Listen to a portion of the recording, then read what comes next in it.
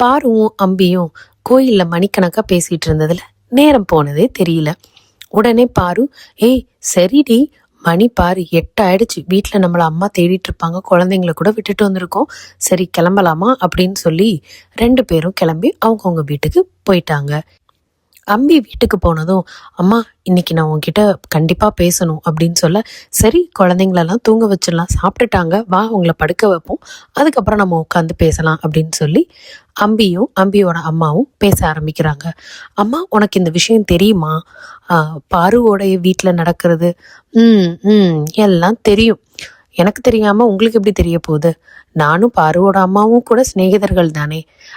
ஆமாம்மா. ஆனால் அவங்க பெரியம்மாவை பற்றி இன்னைக்கு பாரு சொன்ன உடனே எனக்கு ரொம்ப கஷ்டமாயிருச்சு.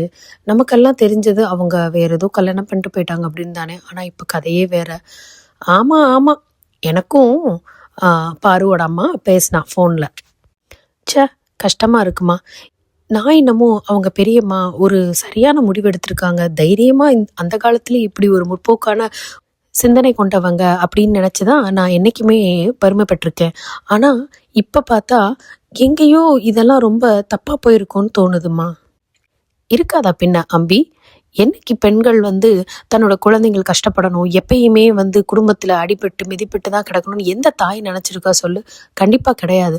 ஆனால் அதே ஒரு பெண் தன் ஆணவத்திலேயோ இல்லை கர்வத்திலேயோ தன் குடும்பத்தில் இருக்கவங்களை மதிக்காமல் சில முடிவுகள் எடுக்கிறப்ப அன்னைக்கு தட்டி கேட்டவங்களும் பெண் தான். இன்றைக்கும் கதறிட்டு இருக்கிறது அந்த குடும்பத்தில் இருக்க மூத்த பெண்கள் தான். அதுக்காக பெண்கள் எப்பயுமே கஷ்டப்பட்டுட்டு அனுசரிச்சுட்டு போகணும்னு நான் சொல்லலை. எங்கே ஒரு இடத்துல தப்பு இருக்கோ அந்த இடத்த தட்டி கேட்டதை சரி பண்ணி தன்னுடைய வாழ்க்கையை திறம்பட நடத்திக்கணும். உதாரணத்துக்கு கணவன் அடிக்கிறாரு வைக்கிறாருன்னு சொன்னால் அது என்னன்றதை தெரிஞ்சு, ஒருவேளை அது ஒரு சின்ன காரணமாக கூட இருக்கலாம். நிறைய குடும்பங்களில் சின்ன விஷயங்களை யாரும் உட்கார்ந்து பேசுறது கிடையாதுமா. அதனால தான் அது வெடிச்சு பூதாகரமாகுது. அந்த மாதிரி விஷயங்களை அவங்க பேசி சரி பண்ணிக்கலாம். ஒருவேளை தீர்க்கவே முடியாத அவன் ஒரு மனநோயாளி, காரணம் இல்லாமல் அந்த பெண்ணை காயப்படுத்துறான் அப்படின்னு சொன்னால் கண்டிப்பான முறையில் அந்த பெண்ணுக்கு நம்ம விடுதலை வாங்கி கொடுத்தே தான் ஆகணும். அதில் எந்த கருத்து வேறுபாடும் இல்லை. ஆனால் மனஸ்தாபங்களுக்காக இன்னைக்கு கோர்ட் வாசப்படி மிதிக்கிற பெண்கள் தான் அதிகம். என்னமோ நீ சொல்கிறது சரிதாம்மா, அப்படி தான் எனக்கும் தோணுது. ஏன்னா என்னுடைய நண்பர்கள் தோழிகள்லாம் பேசுகிறத பார்க்குறப்ப சின்ன சின்ன விஷயங்களுக்கு கூட அவங்க அனுசரணை குறைஞ்சிருச்சோ அப்படின்னு தான் எனக்கும் தோணுது. கரெக்டாக சொன்னேன். இதை தான் அன்னையிலேருந்து உங்கள் அப்பா உங்களுக்கு சொல்லி வளர்த்துருக்காரு. உண்மையை சொல்லணும்னா நீ ஒரு குடும்பத்துடைய பாரம்பரியத்திலேருந்து வர்ற பொண்ணுமா. நீ திருமணமாகி போகிற வீடோ அது வேறு ஒரு கலாச்சாரம், ஒரு பழக்க வழக்கத்துக்கு உட்பட்ட குடும்பம். ஸோ இந்த 2 குடும்பங்களும் இணையிறப்ப எப்படி ஒரே புள்ளியில் அவங்க எல்லாம் ஒரே மாதிரி நடந்துக்க முடியும் சொல்லு? முடியாது இல்லையா? அந்த புரிதல் வர்றதுக்கே நமக்கு குறைந்தது 5 முதல் 6 வருடம் ஆகுமா. அதுக்கு தான் சொல்லுவாங்க, எதா இருந்தாலும் பொறுமையாக ஆலோசனை பண்ணி சிந்தனை பண்ணி கொஞ்சம் இடம் கொடுத்து உன்னால் எதை விட்டு கொடுக்க முடியுதோ அந்த அளவுக்கு நீயும் விட்டு கொடுக்கணும். அவருடைய பங்குலையும் அவர் என்னென்ன விட்டு கொடுக்க முடியும், மாற்றிக்க முடியுமோ உனக்காக அவரும் மாற்றிக்கணும். சொல்லப்போனால் அந்த கணவன் மனைவிக்கு இடையே ஒரு அன்பான புரிதல் வர்றதுக்கே ஒரு குறைந்தபட்சம் 10 வருடம் எடுக்கும். ஏன்னா நீ ஒரு முழுமையடைந்த பெண், அவர் ஒரு முழுமையடைந்த ஆண். அவ்வளவு சீக்கிரமா ஒருத்தருக்கு ஒருத்தர் விட்டு கொடுத்து போறதுன்றது சின்ன விஷயம் இல்லை, அது ரொம்ப பெரிய கட்டமைப்பு. அம்பி, ஒரே நாள்ல ஒரு வீட்டை எழுப்பிட முடியாதுமா. சின்ன சின்ன செங்கலா வச்சு அதை சேர்த்து கட்டி அதுக்கப்புறம் ஒரு 6-8 மாத கடின உழைப்புக்கு பிறகுதான் ஒரு உயிரில்லாத அந்த கட்டிடமே உருவாக்க முடியும். அப்படி இருக்கிறப்ப இந்த குடும்பம்ன்ற அழகான ஒரு கூட்டமைப்பு, ஒரு சின்ன சின்ன பறவைகள் கூடிய ஒரு சின்ன கூடு, அன்பான ஒரு மழலை கொஞ்சம் வீடை உருவாக்குறது அவ்வளோ சாதாரண விஷயம் இல்லை. இன்னைக்கு போய் நாளைக்கு சரி பண்ணுற விஷயமும் கிடையாது. முதல்ல 2 பேருமே பரஸ்பரமா நான் உன்னை புரிஞ்சுக்கிறேன், கொஞ்சம் கொஞ்சமாக உன்னை பற்றி தெரிஞ்சுக்கிட்டு உனக்கு பிடிச்சது எது பிடிக்காததுன்றதை புரிஞ்சுக்கிட்டு இந்த வாழ்க்கையை ஆரம்பிக்கணும். அதுக்கப்புறம் எடுத்த எடுப்புல கையை பிடிச்சவன குழந்தை கடக்கடன் எழுதிடுறது இல்லைல்ல. அது முதல்ல ஏ பழகும், அப்புறம் பி பழகும், ஆனா ஆவண்ணா பழகும். ஒரு நாள் ஆ போடுனா அது ஆங்கில எழுத்தான ஏவை கூட எழுதும். ஸோ இதுதான் மனித இயல்பு. என்னதான் நம்ம உனக்காக விட்டு கொடுக்குறேன்னு சொன்னாலும் அங்க இருக்கிற நம்மளுடைய சுய புத்தி தான் முதல்ல வேலை செய்யும். ஒரு தடவை 2 தடவை ஐயோ நான் ஒத்துக்கிட்டேனே இது பண்ணக்கூடாதுன்னு 10 தடவை நம்ம ஒரு முயற்சி எடுப்போம். அந்த முயற்சியில நாம முழுமையா ஈடுபடணும். நான் ஒத்துக்கிட்டேன், உங்களுக்காக இதை மாத்திக்கிறேன்றத அதை புரிஞ்சு மாத்திக்கணும். நீ மாத்திக்கிறதுக்கு முயற்சி எடுக்கிறன்றதும் எதிரில் இருக்கிற அந்த மற்றொரு நபரும் புரிஞ்சுக்கணும். அதுக்கு கொஞ்சம் கால அவகாசம் பிடிக்கதானமா செய்யும். அதுக்குள்ளேயுமே நான் நினைச்ச மாதிரி இல்லை, நினைச்ச மாதிரி எப்படி இருக்க முடியும்? வயிற்றுல ஒரு குழந்தை இருக்கு, நீ நினைச்ச மாதிரி அதை பெத்தெடுக்க முடியுமா? இல்லை அந்த நீ நினைச்ச நேரத்துல தான் அந்த குழந்தை வெளியே வருமா? இல்லை அது பிறந்ததுக்கு அப்புறம் நீ நினைச்ச மாதிரி அந்த குழந்தை இருக்க போதா? அப்படி இருக்கிறப்ப உயிருள்ள 2 மனிதர்கள் தன்னை பரஸ்பரமா ஒத்துக்கிட்டு அனுசரிச்சு வாழ்றதுக்கு நாள் பிடிக்கும். ஆனா இதுல நான் திருமணமான தம்பதியர்களை கூட நான் குறை சொல்ல மாட்டேன். அவங்க 2 பேரையும் வளர்த்த பெற்றோர்களை நான் ஒரே ஒரு வார்த்தை கேட்க விரும்புகிறேன். நீங்கள் உங்களுடைய வாழ்க்கையில் கஷ்டங்கள் அனுபவிச்சிருக்கலாம், நான் இல்லைன்னு சொல்லலை. சில பெற்றோர்களுக்கு நல்ல வாழ்க்கையும் அமைந்திருக்கலாம். ஆனால் நீங்கள் எல்லாரும் எங்கே தெரியுமா தவறிடுறீங்க? உங்களுக்கு ஒரு நல்ல வாழ்க்கை அமைஞ்சிட்டா உங்கள் பிள்ளைகளுக்கு வாழ்க்கையோட சிரமத்தை எங்கேயோ சொல்லித்தர மறந்துடுறீங்க. அதே மாதிரி ஒருவேளை நீங்க கடினமான பாதையை வாழ்க்கையில சந்திச்சிருந்தா வாழ்க்கை கடினமா மட்டுமே தான் இருக்குன்றத ஒரு வெறித்தனமா சொல்லி வளர்க்குறீங்க. இதனால அந்த குழந்தைங்களுக்கு ஒரு சாய்ஸே போயிருது. உங்களுக்கு கடினமான பாதை இருந்தாலும் சரி, சந்தோஷமான வாழ்க்கை அமைஞ்சிருந்தாலும் சரி, நாம பிள்ளைகளுக்கு நடுநிலையா நின்று தான் இந்த வாழ்க்கையை சொல்லணும்.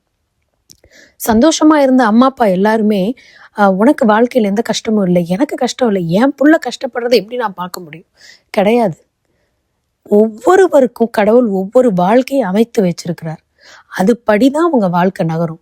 நீ ராணியா இருந்தன்றதுக்காக உன் பெண்ணுக்கு ராணியான வாழ்க்கை அமையுன்றத நீ நம்பிக்கை கொடுக்க முடியாது. அது தவறு. அது இந்த இயற்கைக்கு புறம்பு. அவள் என்ன வாங்கி வந்திருக்காளோ அதுபடிதான் அவள் வாழ்க்கை நகரப்போகுது. அது அவளுக்கு பிடிச்சதாகவும் இருக்கலாம், பிடிக்காததாகவும் இருக்கலாம். இன்னைக்கு இந்த உலகம் இந்த நிலையாமைய சொல்ல எங்கேயோ தவறிதாமா போகுது. நாம நினைச்ச மாதிரி அடுத்த நொடி கண்டிப்பா இருக்காது. ஆனா நம்ம எல்லாரும் நம்ம குழந்தைங்களுக்கு ஒன்று சொல்லலாம், உன் வாழ்க்கை உன் கையில தான்.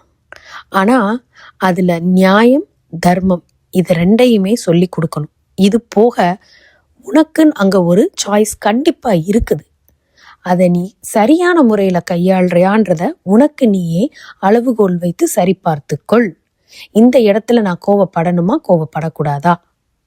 நான் கோவப்பட்டா என்னை சுத்தி இருக்கவங்களுக்கு என்ன நடக்கும்? சரி, இந்த கோவம் முதல்ல சரியானதா, நியாயமானதா? யாரை நம்ம பழி சொல்றோமோ அந்த இடத்துல முதல்ல நாமளை வச்சு நம்ம பார்த்தோம்னா அந்த கோவம் நமக்கு வரவே வராது. இப்போ இந்த பாருவோடைய பெரியம்மா கதையை நீ எடுத்துக்கேன். நான் எல்லாத்தையும் சாதிச்சதா சொல்லி அந்த பெண் தன் கணவரையும் தன்னுடைய குழந்தையும் விட்டு கை விரிச்சு போனான். உன்னால அது சரியான வாழ்க்கையை அமைச்சுக்க முடிஞ்சதா? நீ நியாயமான காரணத்தினால வெளியேறி இருந்தா கண்டிப்பா உனக்கு ஒரு நல்ல துணை கிடைச்சிருப்பார், உன் வாழ்க்கை சிறப்பா நடந்திருக்கும். ஆனா உன்னுடைய காரணம் நியாயம் இல்லை, அநியாயமான காரணம். தன் கல்யாணம் பண்ண கணவர் தான் நினைச்ச மாதிரி ஒரு ஒரு ஒரு நல்ல, உனக்கு தெரியாதுமா ஆனா எனக்கு தெரியும், அந்த அந்த பொண்ணு வெளியே போனதுக்கான காரணம் தான் நினைச்ச மாதிரி தான் கணவன் இல்லை. அப்படி கிடையாது. ஒரு பெண் என்னைக்குமே கல்யாணத்துக்கு முன்னாடி நீ எத்தனையோ காரணங்கள் சொல்லி அந்த கல்யாணத்தை தட்டி கழிச்சிருக்கலாம். அந்த ஆணை திருமணம் செய்து கொண்டு அவனை நிராகரிச்சுட்டு நீ போற. சரி, நிராகரிச்சுட்டு கல்யாணமான உடனே கூட நீ போயிருந்திருக்கலாம். அதையும் நீ பண்ணல. அந்த கணவனோட ஒரு குழந்தையும் பெற்றெடுத்துட்ட. இப்போ நீ ஒரு தாய். உனக்கு அந்த குடும்பத்துல எவ்வளவோ பொறுப்புகள் இருக்குது. உன் அடுத்த தலைமுறைக்கு நீ ஒரு பாரமா அமைஞ்சிடக்கூடாது, ஒரு கருப்பு புள்ளியா நீ போயிடக்கூடாது. இதை கண்டிப்பா அந்த பொண்ணு நியாயமான இடத்துல நின்று யோசிச்சிருக்கணும். எனக்கு தெரிஞ்சு அவர் ரொம்ப தங்கமான மனுஷர். அவர் கூணி குறுகி போயிட்டார் இந்த பொண்ணு விட்டுட்டு போனதுக்கு அப்புறம். இப்போ ஒருத்தரை இவ்வளோ கஷ்டத்துக்கு ஆளாக்கிட்டு நீ போய் ஒரு புது வாழ்க்கை ஆரம்பிச்சுக்கணும்னு நினைக்கிற. அடிப்படை குணத்துல இன்னொரு மனிதனை இவ்வளோ காயப்படுத்திட்டு நீ போகணும்னு நினைக்கிற. அது எவ்வளவு பெரிய பாவ செயல் தெரியுமா? அந்த பாவ அதிர்வலைகள் உன்னை எப்படி சந்தோஷமா வச்சுக்குன்னு நீ நினைக்கிற? இப்ப அவ தேடி போன 2வது வாழ்க்கையும் அவளுக்கு கை கொடுக்கல. பத்தாக்குறைக்கு உடல்நிலையும் கெட்டு போய் இன்னைக்கு வந்திருக்கா. உடம்புல ஏதோ கோளாறுன்னு சொல்றாங்க, அதை பத்தி எனக்கு தெரியல. அதை விட மிகப்பெரிய பாதிப்பு என்னன்னு பாத்தியா? தன்னுடைய குழந்தைய கண் முன்னாடி பாக்குற அந்த குழந்தை வாழ்க்கை மேல இருக்க பிடிப்பே இல்லாம இன்னைக்கு 40 வயதாகியும் தனக்கு திருமண வாழ்க்கையே வேணான்னு சொல்லிட்டு அந்த குழந்தை வாழ்க்கையை நகர்த்திட்டு இருக்கான். இது எவ்வளவு பெரிய கொடுமை! இதுக்கெல்லாம் காரணம் கர்த்தா யாரு? அந்த பெண் அன்னைக்கு எடுத்த அந்த முடிவு. கொஞ்சம் சிந்திக்கணும். உனக்கு குழந்தை பிறந்துடுச்சு, ஒருவேளை உனக்கு அவரை பிடிக்கலன்னா கூட சில இடங்கள்ல நம்ம சகிச்சுக்க வேண்டிய கட்டாயத்துல இருக்கும். எதுக்காக? அட்லீஸ்ட் அந்த குழந்தைக்கு ஒரு நல்ல வாழ்க்கை அமையட்டும், அதுக்கு பிறகு கூட நீ தனிமையில போகலாம். அவ்வளவு சீக்கிரமா அந்த பச்சை குழந்தைய விட்டுட்டு நீ இன்னொருத்தனை நோக்கி போனியே, இன்னைக்கு திருப்பி அவங்க கிட்டே வந்திருக்க. இங்க உங்க பெண்ணியம் எங்க போச்சு? நீ சொன்ன இந்த இண்டிபெண்டன்ட் விமன், அரகண்ட், ஆக்ரோஷமா நீ எடுத்த முடிவுகள், என்னை கட்டாயப்படுத்தி கல்யாணம் பண்ணி இவரோட என்னை குடும்பம் நடத்த வச்சுட்டாங்க, நீ சொன்ன எல்லா கதையும் சரி, இன்னைக்கு எந்த முகத்தை வச்சுட்டு நீ திருப்பி இங்க வந்திருக்க? கரெக்டு தானே? அப்போ உன் பெண்ணியம், நீ சொன்ன பெண்ணியம் அங்க பெண்ணியமே கிடையாது. பெண்ணியம்ன்றது ஆணுக்கு பெண் நிகர், ஈக்குவலிசம் தான் பெண்ணியம். அதை எல்லாருமே மறந்துட்டு என் சுய லாபத்துக்காக, சுய விருப்பத்துக்காக நான் எந்த முடிவு வேணாலும் எடுப்பேன். அது என் பெத்த பிள்ளையா இருந்தாலும் நான் அதை பத்தி கவலைப்பட மாட்டேன். என் கட்டின கணவரையும் நான் நினைச்சு பார்க்க மாட்டேன். என்னுடைய தகப்பன், தாய், என் சகோதரி, என் கூட பிறந்த உறவுகள் யாரையுமே மதிக்காம நான் ஒரு முடிவெடுப்பேன் என்னுடைய சுய சந்தோஷத்துக்காக மட்டும். அப்படின்றது ஒரு வாழ்க்கையே கிடையாது. வாழ்க்கையில் அங்க ஒரு நீதியே இல்லை. வாழ்க்கை முறையே தப்பு. இந்த வாழ்க்கை முறைய எந்த நாட்டு கலாச்சாரமும் ஒத்துக்காது. எப்படி? கண்டிப்பா ஒத்துக்காது இல்லையா? இன்னைக்கு அதுதான் அவ வாழ்க்கையில நடந்திருக்கு. இன்னைக்குதான் நீங்க எல்லாரும் சிங்கிள் மதர்லாம் சொல்றீங்க. நான் சொல்றேன், இந்த பெண் எடுத்த முடிவு 30 வருடங்களுக்கு முன்னாடி அவ எடுத்த முடிவு. இன்னைக்கு உங்க எல்லாருக்குமே இது ஒரு சின்ன பாடமா கண்டிப்பா இருக்கும்னு நான் நினைக்கிறேன். நாம சரின்னு நினைச்சு எடுக்கிற ஒரு முடிவை பல பேருக்கிட்ட அதை கன்ஃபார்ம் பண்ணுங்க. அது உங்களுக்கு விருப்பப்பட்டவங்க இல்லை, உங்கள்கிட்ட பிடிக்காதவங்க, உங்களுடைய கருத்துக்கு எதிர்கருத்து சொல்றவங்க யாரா இருக்கட்டும், பல பேர்கிட்ட நீங்க அதை ஆலோசனை பண்ணி அந்த முடிவெடுங்க. வாழ்க்கையில மிகப்பெரிய முடிவு எடுக்கிறப்ப ஏன் இன்னைக்கு கவுன்சிலர்ஸ் இருக்கிறாங்க, அவங்க கிட்ட கூட போய் கேளுங்க. நீதிபதிகள் இருக்காங்க, அட்வொகேட்ஸ் இருக்காங்க, அவங்க கிட்ட போய் பேசுங்க. உங்க பக்கம் இருக்கிறது விஷயம் நியாயமா அப்படின்றத கேளுங்க. அது நியாயம் இல்லைன்னு சொன்னா கொஞ்சம் அதை ஒத்துக்க பழகுங்க. நம்ம செய்யற தப்புக்களையோ நம்மளை யாராச்சும் திருத்தினாலோ அதை யாருமே ஏத்துக்கிற மனநிலை நம்ம கிட்ட இல்லை. இது எல்லாமே அழிவை நோக்கித்தான் போகுது. இன்னும் ஒரு 30 வருடங்களுக்கு அப்புறம் நம்மளுடைய வாழ்க்கையை எவ்வளவு கொடூரமா இருக்க போகுதுன்றதுக்கு உதாரணம் தான் இந்த ஒரு பெண். நீ யோசிச்சு பார். இந்த மாதிரி ஒரு அவசர முடிவுனால் தன் குடும்பத்தை பிரிஞ்சு, தன் குடும்பத்தை சிதறடிச்சிட்டு போன ஆணா இருக்கட்டும், பெண்ணா இருக்கட்டும், நான் பெண்ணை மட்டும் சொல்லல, ஆணையும் சேர்த்துதான் சொல்றேன். நீங்க எல்லாரும் 60 வயதுல எங்க நிக்க போறீங்க? பணம் இன்னைக்கு இருக்கும், நாளைக்கு போகும். இன்னைக்கு இருக்க நிலையாமையில ஹேக்கிங், டிஜிட்டல் கரன்சி மாஃபியா, எத்தனையோ விஷயங்கள், கெட்ட விஷயங்கள் வந்துருச்சு. உங்க பணம் சேஃபா இருக்கு நீங்க நினைக்கிறீங்களா? கண்டிப்பா கிடையாது. அதுக்கு ஈக்குவலா அவ்வளோ கெட்ட விஷயங்களும் இந்த உலகத்துல பரவி வளர்ந்து கிடக்குது. உங்களுடைய 50 வயதுலயோ 60 வயதுலயோ உன் கையில இருக்க பணம் கரைஞ்சதுக்கு அப்புறம் நீ எங்க போய் நிப்ப? கண்டிப்பா நான் உணர்ந்து சொல்றேன். நான் 30 வருடங்களுக்கு அப்புறம் வர வாழ்க்கையை நினைச்சா மிகவும் பயமா இருக்குது. ஆனா இன்றைக்கு இருக்க இளைஞர்கள் மிகவும் புத்திசாலிகள். கண்டிப்பா இதை புரிஞ்சு இந்த வாழ்க்கை முறையிலேருந்து மாறுபட்ட ஒரு வாழ்க்கை முறைக்கு கண்டிப்பா இந்த குழந்தைகள் போவாங்கன்ற நம்பிக்கை எனக்கு இருக்குமா. ஏன்னா நீங்க நிறைய விஷயம் படிக்கிறீங்க. கண்ணை மூடிட்டு விழுகிற ஒரு ஆட்டு மந்தை ஒரு பக்கம் இருந்தாலும் வித்தியாசமா புத்திசாலித்தனமா யோசிக்கிற குழந்தைகளும் இன்னைக்கு இருக்கதான் செய்றாங்க. அவங்க கண்டிப்பா ஒரு சிறப்பான ஒரு ஆராய்ச்சி செய்து நம்ம இப்படி வாழக்கூடாது, நம்ம இப்படி வாழணும்னு முடிவெடுக்கிற குழந்தைங்களும் நிறைய பேர் இருக்காங்க. அப்ப அவங்கள பாக்குறப்ப எனக்கு ஒரு பெருமூச்சு கிடைக்கும். அப்பா, எங்கேயோ இந்த பெண்ணியத்தை யாராச்சும் ஒருத்தர் கண்டிப்பா திருத்தி எழுதுவாங்கன்ற நம்பிக்கை எனக்கு இருக்குமா அப்படின்னு சொல்லி அம்பியோட அம்மா முடிச்சா. அம்பியோ ஆச்சரியமா என்ன நடக்குமோ, அம்மா சொல்றது கூட சரியாதான் இருக்குன்னு சொல்லி ஆச்சரியத்துல உறைஞ்சு போய் நின்னா. என்ன நேயர்களே, இந்த கதையை கேட்டு ரசிச்சிங்களா? மீண்டும் ஒரு நல்ல பதிப்போடு உங்களை நான் சந்திக்கிறேன். இந்த கதை பத்தின கருத்துக்களையோ விமர்சனங்களையோ உங்க கமெண்ட்ல பதிவிடுங்க.